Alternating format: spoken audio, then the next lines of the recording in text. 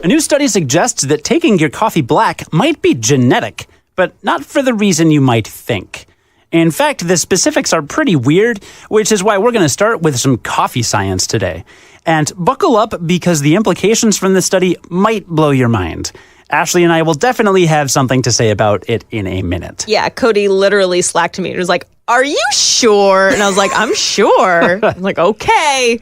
All right, well, first let's talk about the science. This all comes from a new study from Northwestern scientist Marilyn Cornelis, published in May 2019 in Human Molecular Genetics. The study was designed to figure out why people are attracted to sugary drinks like soda, lemonade, and sports drinks.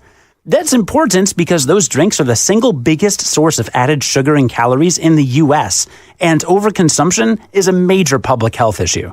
For this study, researchers predicted that people who like sugary drinks like that would have different taste genes than people who preferred their coffee black. So the researchers working on this study looked at 336,000 people whose genomes were mapped out in the UK Biobank.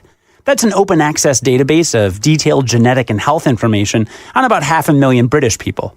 They asked participants in the study about their food and drink preferences, then looked at their genetic markers. And they found that a preference for coffee or alcohol was, in fact, genetic and heritable. But here's the twist. The researchers found that people who preferred sugary drinks tended to have a variant of the FTO gene. Here's why that's surprising. This gene variant not only corresponds with the absence of obesity, it also doesn't code for taste buds. It's still a bit mysterious what the FTO gene does, but the current theory says that it impacts behavior, especially eating and activity habits. The hypothesis for explaining this is that the FTO variant doesn't make sugary drinks taste better, but that it dulls people's ability to enjoy the feelings of coffee and alcohol consumption, like a caffeine buzz or being tipsy after a few glasses of wine.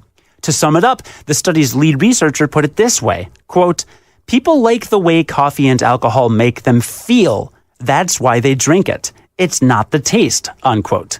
So that's the story. If you're sitting there listening and you're thinking to yourself, I love a good IPA or I love black coffee, I am with you because I'm drinking black coffee right now. I take my coffee black. So do I. And I like it. And I like IPAs too. And I see both sides of this. So for one thing, every early genetic study you have to take with a grain of salt because we don't actually know what all the genes do. And this is just one hypothesis. But at the same time, the first time you drank black coffee, you probably didn't like it.